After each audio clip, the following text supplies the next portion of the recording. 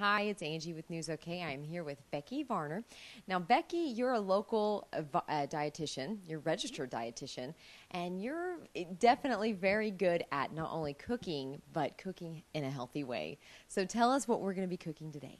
Well, Angie, we've got a really fun recipe we're going to do today. This is an old family recipe, and it started out being called chicken with a Spanish flair, and it's a casserole recipe.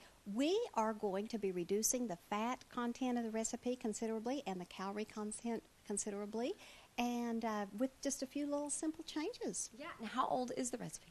Well, my parents got it 50 years ago, so it's 50 plus years old. Mm-hmm. Wow.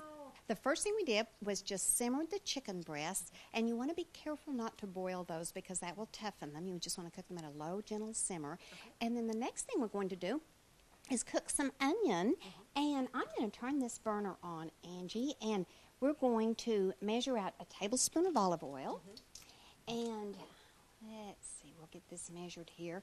It doesn't take very much oil, but what this does is it helps the onions as they cook to have a nice golden color to them. Okay. And you can microwave them, but they don't get that pretty color, and this just makes them look a lot prettier.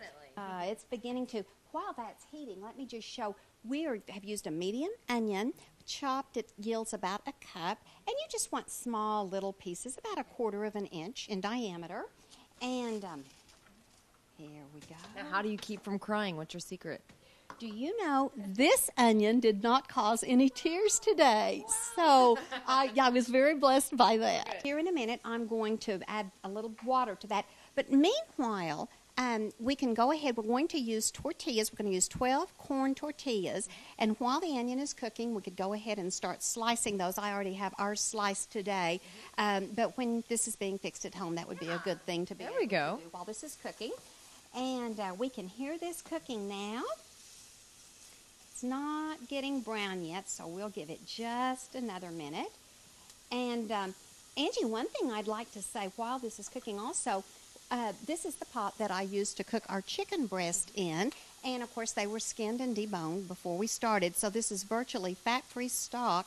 I will save this stock, put it in the refrigerator, and use that as a base for a soup or a stew or to cook vegetables in, that kind of thing. So that's a little hint for people to be able, don't throw that out. Yeah, that's nice. Yeah, you can use it for lots of things. The first thing that we're going to do in this recipe in putting it together is we're going to cut our tortilla strips in about, 2 inches by half That inch. looks a little tough for me, especially. I'm an amateur. Well, let me tell you, this is so easy.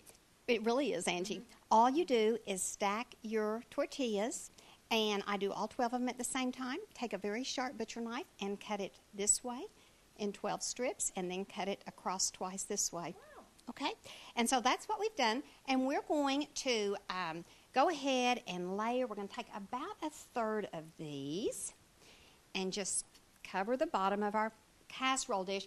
And now we sprayed the casserole dish with a non-stick spray, cooking spray, just to keep it from sticking. And then the next step, we're going to add about 1/3 of our chicken. Our chicken pieces are cut about 1/2 inch in diameter. Then let's move to our cheese. And this is the reduced fat cheese. This happens to be the Velveeta made with 2% fat milk. I have 2 cans of the soup in here and 1/2 can of water, 2 cans of the mild chopped green chilies. And Angie, you want to be sure and drain those before you put them in here. Okay.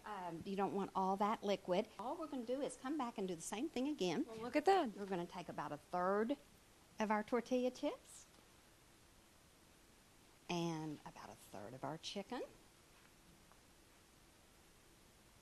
A little bit more there. And about 1/3 of our cheese. And we'll put the rest of our soup mixture. And just spread this as evenly as you can over the top. Round ones right on the edge here. That looks wonderful. Oh, my goodness. Well, as you can see, it's so simple to put together. Even I could maybe do it. You certainly could. You certainly could. This is all that you do to put this recipe together. Now, we're going to bake it at a 350-degree oven for about 25 to 30 minutes. You actually, this one I baked about 5 minutes longer than that just to let it get a little bit more golden. Okay. Okay. Okay, so We ready to put it in let's the oven? do. Okay, we'll do that. And I noticed there's a cookie sheet in there. Is that what you want to put it on? I always, anything like that I bake in the oven, I always put it on top of a cookie sheet so that if it bubbles over at all, those little pieces will be caught. Yes. There you go. Keep your oven clean. That's right. This is our finished product.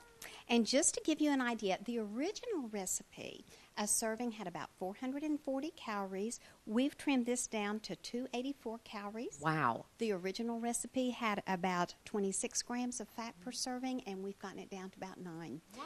So just with those 3 simple changes that we talked about. I am impressed. You are good. Well, those are just some real easy things that you can do to make a big difference in the fat and calorie content of a recipe. Tell me the truth. Is this something that you discovered on your own? Just from experimenting.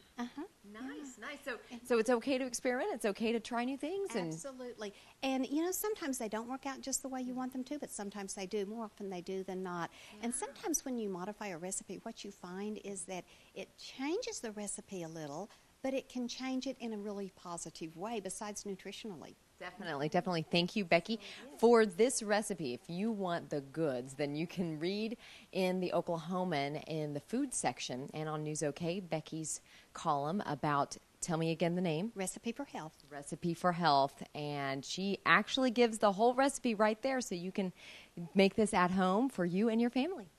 Thanks so much. You're so welcome, Angie. Thank you.